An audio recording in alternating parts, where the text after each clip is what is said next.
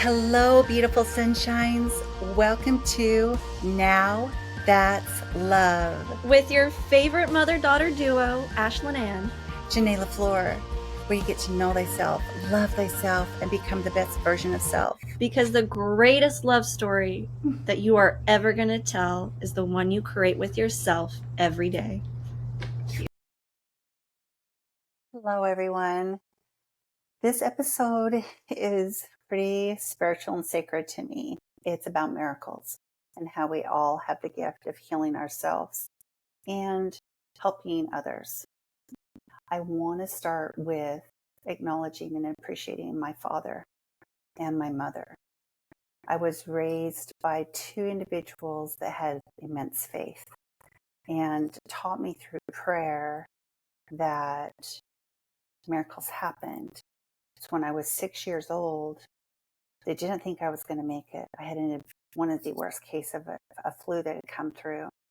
And the doctor told my parents after the 10th day of not being able to keep liquids in or like it was done, a little girl, I laid there and with an ID, but nothing was taking. They said my temperature was so high, they just could not bring it down.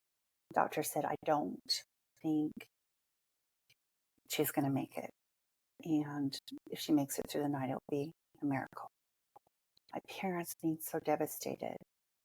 And I had siblings that were older, so they had all confirmed and told me this beautiful story of my dad.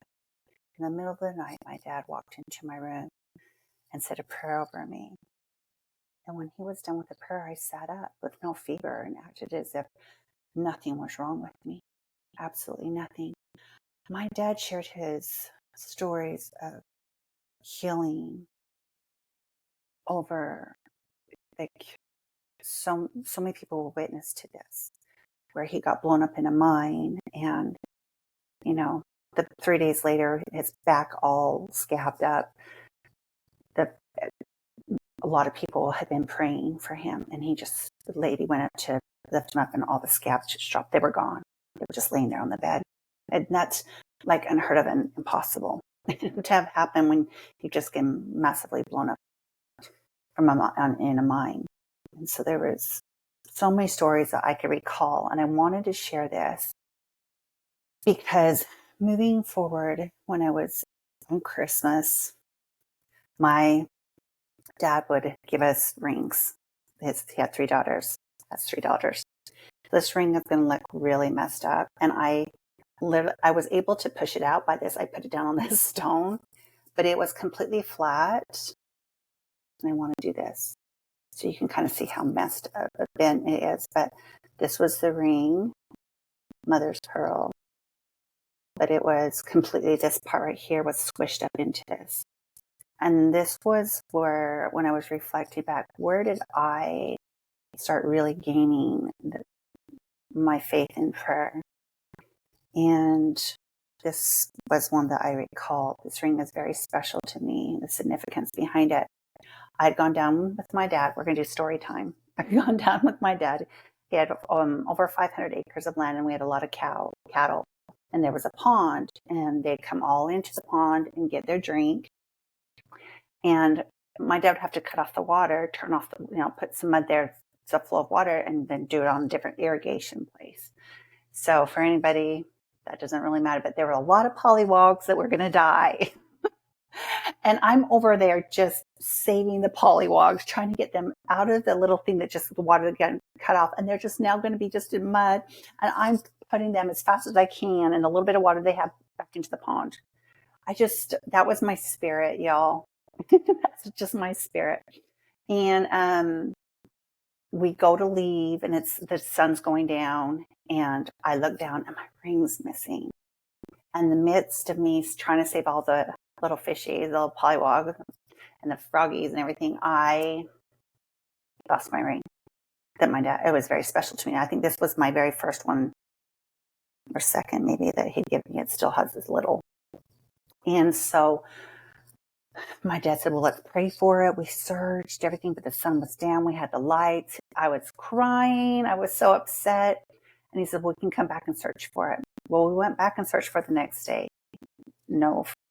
By that time, over 500 head of cattle had walked in, trampled mud into the pond, and then there was no sight of my ring. It just felt completely hopeless. And I just said to my dad, well, I prayed for it.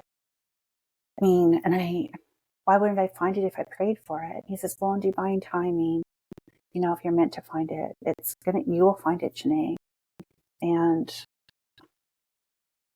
it was 2 months. Okay. We're talking seasons change. No, I'm just kidding.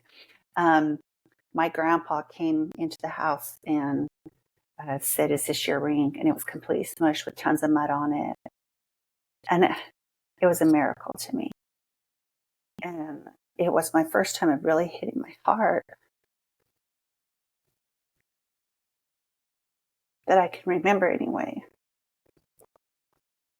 For my own personal meaning of it will, no matter what be answered. This is the belief system I talk about in so many of our episodes, and especially in our meditation.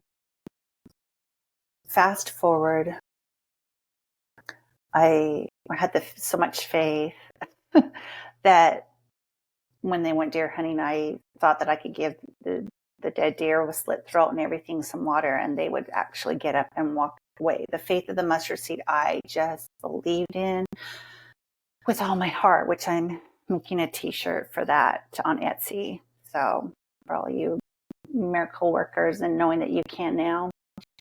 Fast forward, I have had so many situations that are extremely special, but I did have my back completely go out on my birthday in 2017. I got out of a vehicle and I just couldn't walk. I couldn't move. I couldn't move my leg forward. I was in severe pain. I didn't know what to do. And I just kind of had this voice tell me to go pour the whole bag of Epsom salt in the tub and lay there till it was cold. That is literally what I got told. And I'm like, really? I couldn't walk up the stairs. I had to be carried. And everything helped to get into that tub. And I laid there and I'm like, you told me this. How is this even possible? People have their back go out. There's a lot more that goes into this. There's said, have faith. So I laid there and the pain was crazy, but I fell asleep in that tub. And yes, it ended up being cold. The pain just went just like this. Obviously, I'd fallen asleep. The faith of getting up out of that tub, that I would have what I was told would happen. I was like, I believe in this. I believe there's some reason I just know. I just believe. And I literally had to be dropped, put into the tub before I got up very carefully, put my leg over the tub, and my back was fine. And that was when I was doing the reflection. The reason why I trusted that was about 3 weeks prior, there was a cardboard that came. I was unloading stuff, and a cardboard slice came, and it took this eye, and the lid popped out with my eye open and sliced it. And then you could see the red line, and then my whole entire eye was kind of like it went filmy, but it was bloodshot, completely blood. And you could see the cut, and it was excruciating pain. Think about when you accidentally get a hair in your eye. And I thought, well, I've got to go to the emergency room. And then there was a voice that came in and said, no, put Neosporin on your eye. Put a patch. I know this sounds so crazy. Put a patch and go lay down and don't open your eyes until the morning. Now, I look back on this. I'm like, it's just this thing of all knowing. I can't explain it because I should have been totally panic attacked and running to the hospital. In the morning, I was also told that I'd have 20/20 vision, better than I'd had before. So when I'm walking in the morning to the mirror, I had to get up early. So I really hadn't been more than 12 hours. My eye was completely clear. There was no cut. There was no blood. There was no filming. There was nothing. And I saw everything perfectly. So this was like, that's why it led into the back, thinking, well, this happened. And that was just the beginning. There were so many other things that happened. And it seemed like what I was being shown, not seemed, I knowing what I was being shown, is I would always have a person, an individual come to me and say something similar had happened to them without me even telling them what happened to me. And that it took them 6 months or like recovery. So to give another example, I was in the gym and I just gotten a new client, and she had been in therapy for I think 3 to 4 months, maybe a little bit longer, for a foot that she dropped a 45-pound plate. She showed me how she did it from the leg press, and it dropped on her foot, and the bones and everything. She'd been recovered. Now she was able to walk. So could I train her? Lo and behold, 2 weeks later, I'm wearing a sock shoe. The exact same place that she dropped the 45-pound plate, I dropped on me, and it hit really hard in the middle of my foot on the top, like right. And then it bounced 2 times, bounced one and then onto my big toe. And I had 2 more clients left. I was in excruciating pain. By the time I left, and I had taken ibuprofen and everything else, by the time I left, my foot didn't fit my shoe, like it was a sock shoe, and I just took it off. And I thought, well, I need to go to the ER because I can see 2 things. Like literally, I took pictures of it this time. It didn't take a picture of my eyeballs, my eyeball. I took pictures. And I was told, put an ice pack on it, elevate it, wrap it. You have a wrap in your place, and keep it elevated, and you're going to go back and forth, ice pack, warm pack. And I said, well, am I really going to heal like by tomorrow? I've got to work tomorrow. I was like, no, it'll be 72 hours. And I went to work the next day, and it told me to work out, to do legs, to do active recovery. I'm like, are you serious? You guys, I'm telling you this. It's just crazy. I literally did leg day with a completely swollen foot. Like, it was terrible. And I do have pictures. If I can pull them up, I'll put them up here. But within 72 hours, it was just a yellow bruise, all swollen, gone, and everything. And it actually looked better than my left foot. Here, I had a client that it showed me, how long the recovery. Same with the eyeball, same with the back going out. And there, I can go on. The list goes on. It can be on and on. But this isn't just about, like, for me, this was me, like, being able to share these experiences with clientele, with people, with friends, and then them thinking, well, you know what? Just like my dad had shared with me so many things, and things I'd witnessed growing up, so many. Answers just to prayers, period. Just being able to see where things were maybe lost, or a situation of show me the truth in all things, and then just being shown immediately what was it really going on that I need to get away from, get out of. So we all have this capability, and I've been in love with the stories that have come back to me. I had one, she's going to be listening to this. She got a burn from the oven.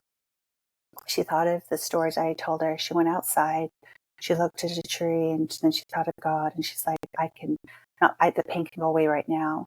I know this pain can go away right now, and I can be okay. And literally, it was gone, just like that for her. Just gone. And I would love to have her leave a comment down below on more of her story, more details, because it's her story to tell.